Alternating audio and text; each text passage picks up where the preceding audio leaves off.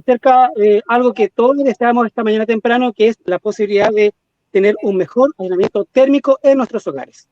Esto sirve no solamente con temperaturas de 3 grados bajo cero como hubo este lunes, sino que para la extensión de la vida útil también de nuestra vivienda. ¿Cómo está, don José? Buenas noches, bienvenidos a Canal 5.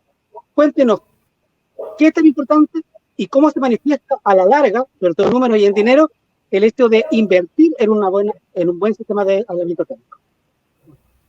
Hola, buenas. Bueno, la inversión inicial, cuando uno adquiere una vivienda, está muy bien explicada en esta herramienta de calificación energética que tiene el Ministerio de Vivienda y Urbanismo, donde va de la letra A a la letra E, donde la letra A es la más eficiente energéticamente. Esto se hace en comparación con una casa tipo que estudió el MIMBU y lo compara con las distintas propuestas inmobiliarias o privadas de cualquier tipo. En la letra A hay un ahorro que puede ir desde el 100 hasta el 95, el 98% del costo de calefacción de esta vivienda tipo.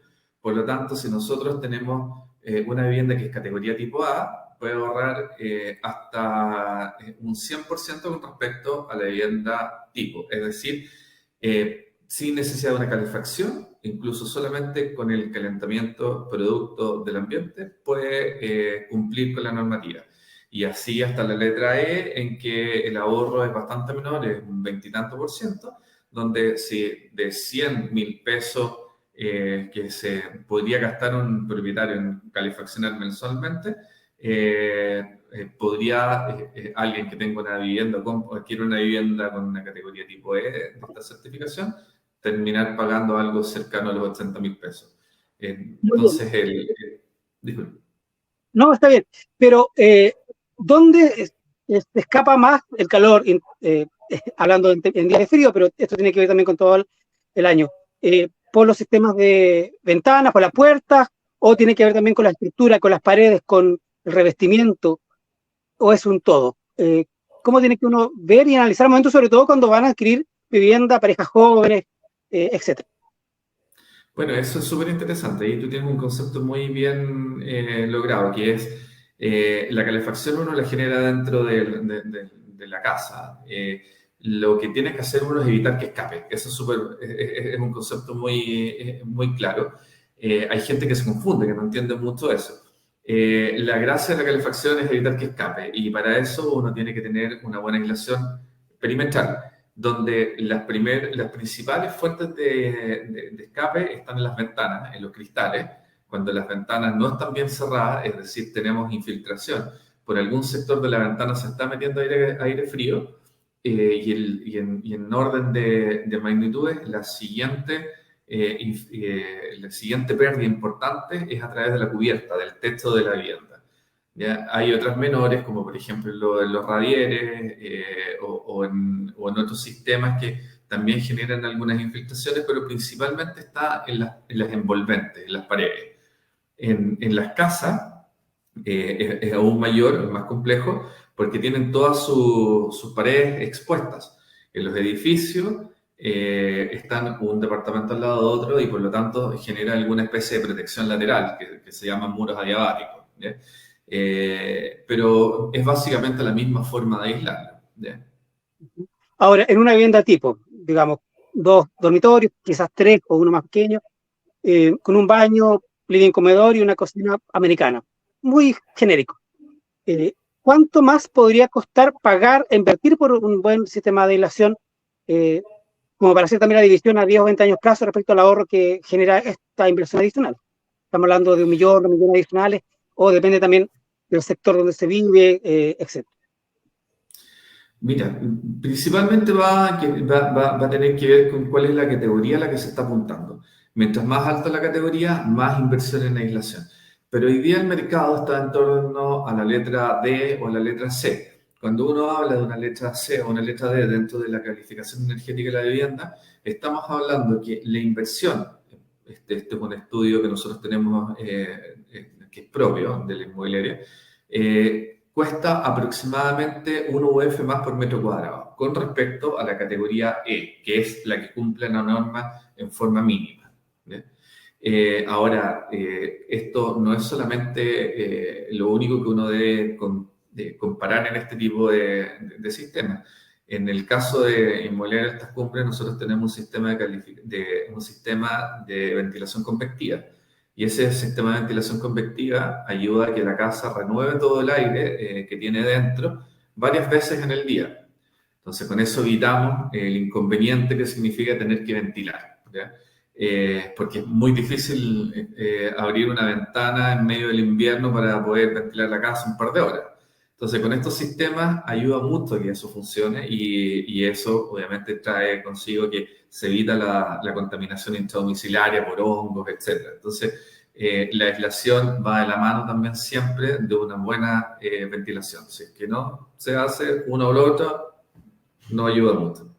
Precisamente, de hecho, se han ido dejando algunos hábitos que, si bien eran recomendables por las antiguas tradiciones, hoy día no son tanto, como por ejemplo el mantener un tarrito con agua encima de un calefactor y con hojas de eucaliptos, por ejemplo, porque eso contribuye a la humedad y finalmente eso nos enferma más a la larga.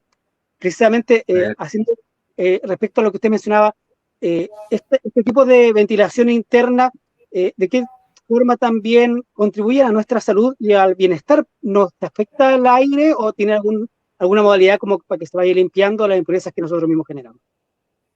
No, lo que hace es renovar el aire, toma aire del exterior y lo renueva por el aire interior que está viciado, en el fondo con mayor cantidad de humedad. El aire que no solamente tiene humedad, sino que también transporta virus, etc. Estos agentes patógenos son expulsados de la vivienda y reemplazados por aire, entre comillas, fresco. ¿Ya? Esto tampoco hace que la vivienda se enfríe, porque el ingreso del aire choca con el sistema de calefacción de las casas, donde están los radiadores, por ejemplo, como el aire tiene poca inercia térmica, es decir, que se calienta muy fácilmente o se enfría muy fácilmente, al ingresar este aire se calienta muy rápido y funciona a la temperatura de confort que todos esperamos. Cuando alguien visita un conjunto residencial que se está construyendo, ¿en qué se debe fijar y qué debe preguntar en relación con las cualidades energéticas de la vivienda que pretende comprar? Bueno, yo creo que una de las cosas más importantes es la categoría de la calificación energética. ¿Qué letra en el fondo está? ¿Cómo está evaluado? Y otra cosa también que es muy importante es fijarse en ciertas cosas, como por ejemplo las ventanas termopanel. Hay mucha gente que conoce el concepto del vidrio, del doble vidrio hermético, que es la ventana termopanel, pero todavía hay un uso que es medio errado por el mercado, que es colocar las ventanas termopanel sobre ventanas de aluminio, ¿ya? Y no sobre ventanas de PVC.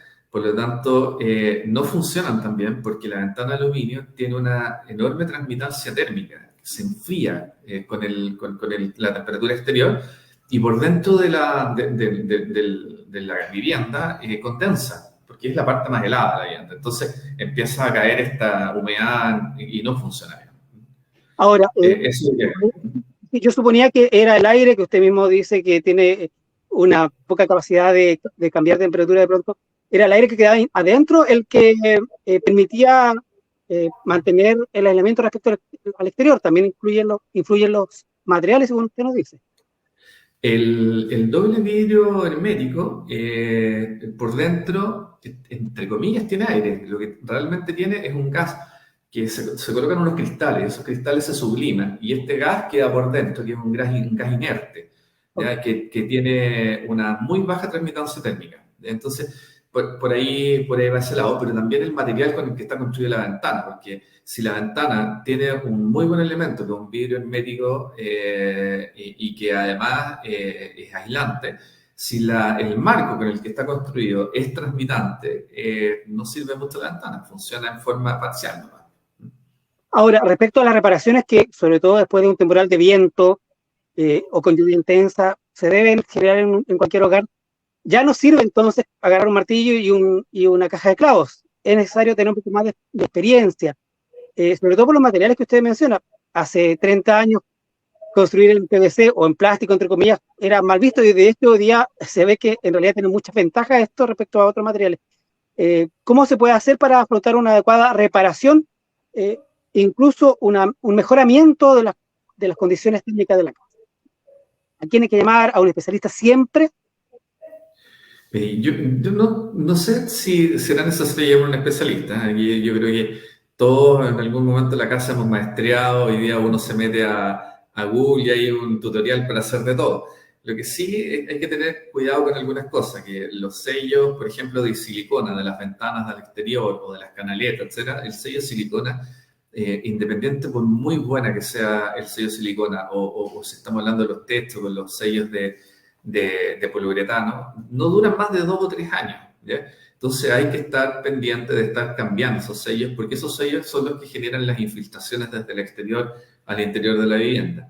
Y ahí nosotros siempre damos una recomendación a todos nuestros clientes que con el tiempo, por cualquier desajuste que se genere en las puertas o por un tema de mantención en general, que no se haga bien en la vivienda, hay algunas cosas que siempre funcionan bien, que son los burletes.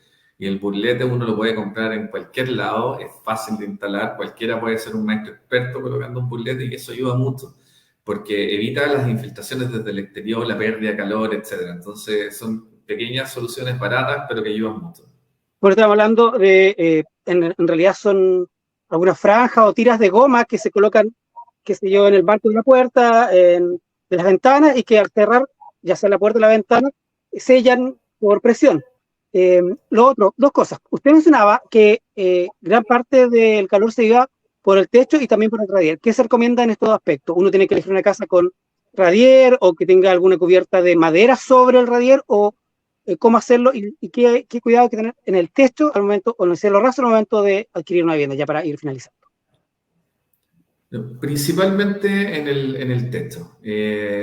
La pérdida por el radier, si bien es importante, es mucho mayor la del techo. Entonces, tampoco hay mucho que hacer, porque cuando uno compra una vivienda no tienes como poder verificar que la cubierta está bien aislada, que se hizo el trabajo que tiene que ser, que todos los puentes térmicos están cortados.